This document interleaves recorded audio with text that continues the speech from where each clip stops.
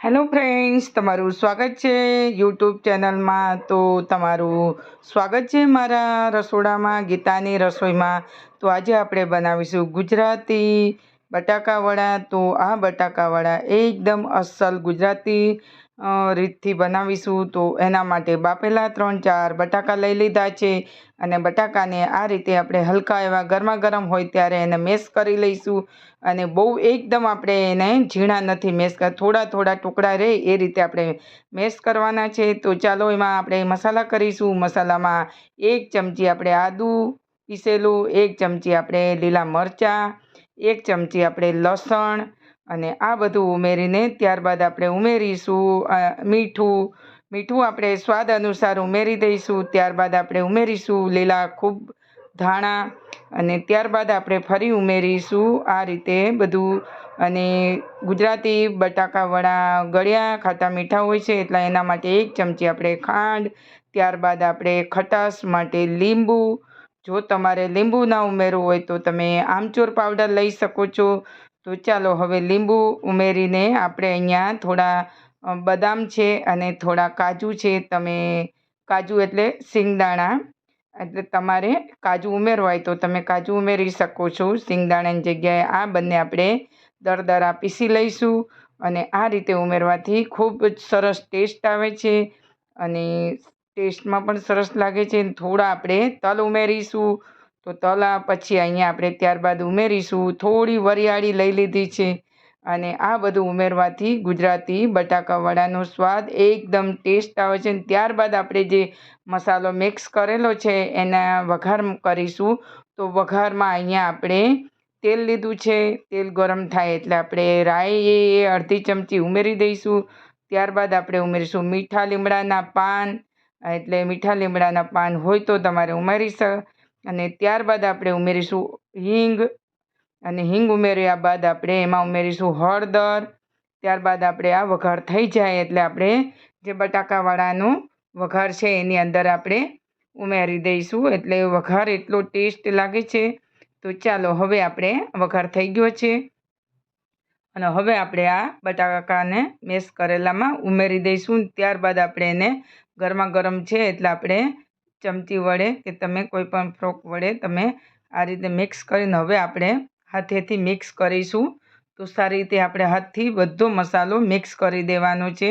અને આ રીતે મસાલો બનાવવાથી ગુજરાતી બટાકાવડાનો ખૂબ સરસ આવે છે. અને ગુજરાતી બટાકાવડા ખાટા મીઠા હોય છે, એટલે આપણે ગળપણ અને અંદર, અને જો તમે લીંબુ ઉમેરવાથી અને આ રીતે બટાકાનો મસાલો જો ઢીલો પડી જતો હોય તો તમે અંદર થોડો આપણે પૌવા હોય એ પૌવાને પાવડર કરીને ઉમેરી શકો છો.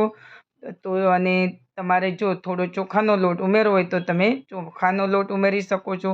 પણ આ બંને ન ઉમેરવા હોય તો પણ ચાલે. તો અહીંયા આપણે નથી ઉમેરેલા, અને આ રીતે બોલ વાળી દેવાના છે. જે સાઈઝના તમારે બનાવવાના હોય એ સાઈઝના આપણે એના બોલ વાળતા જઈશું. તો આ રીતે આપણે બધા બટાકાવડાના બોલ તૈયાર કરી લીધા છે.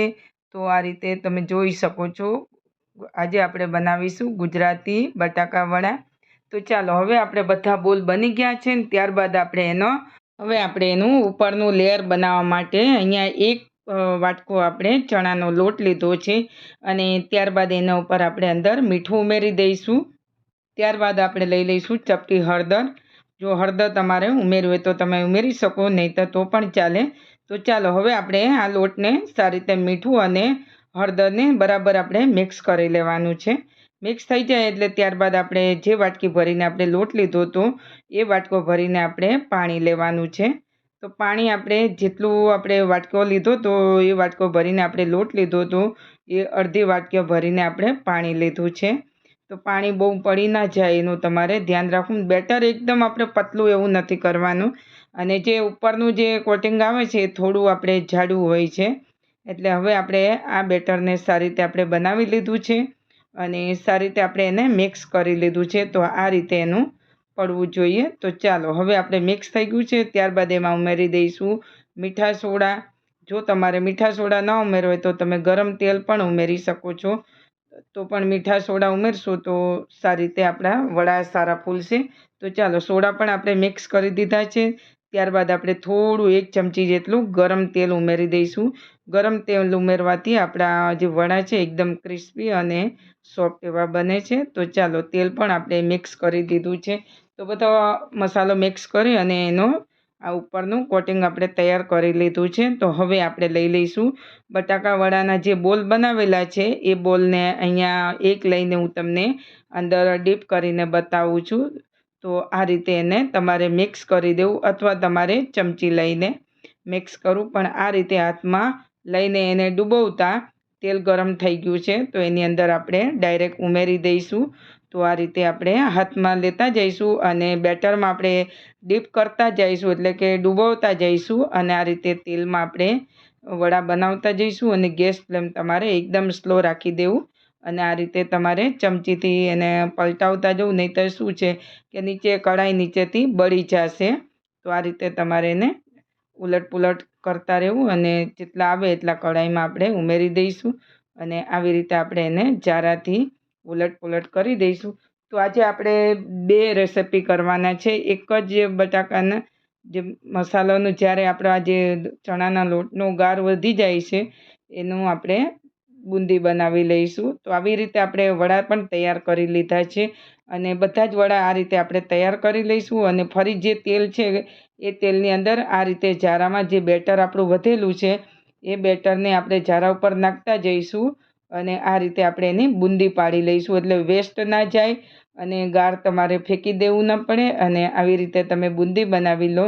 તો બુંદી છે તમે રાયતામાં કે તમે એમ જ તમે ચવાણામાં કે નાખીને તમે ખાઈ શકો છો. અને અથવા તમારે પાણીપુરી જો બનાવવી હોય અને પાણીપુરીના પાણીમાં પણ તમે આ બુંદી ઉમેરી શકો છો.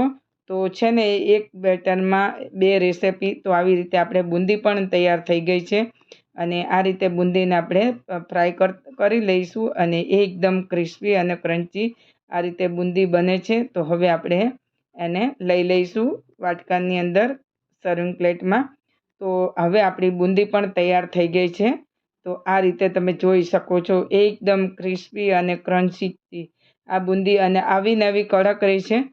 તો જોઈ શકો છો ઉછાળતા અવાજ પણ એટલો સરસ અંદર આવી રહ્યો છે. અને હું તમને જે બુંદી બતાવું છું એ બુંદી આપણે જે બેટર વધેલું હતું એની અંદર આ રીતે બુંદી આપણે બનાવી લીધી છે. તો આપણે રાયતું કેવું બનાવીશું તો એની અંદર આપણે ઉમેરીશું. તો એકદમ ક્રન્ચી, જોતા તૂટી જાય અને પોચી અને ક્રન્ચી. તો તૈયાર છે આપણા એક બેટરની અંદર 2 રેસિપી.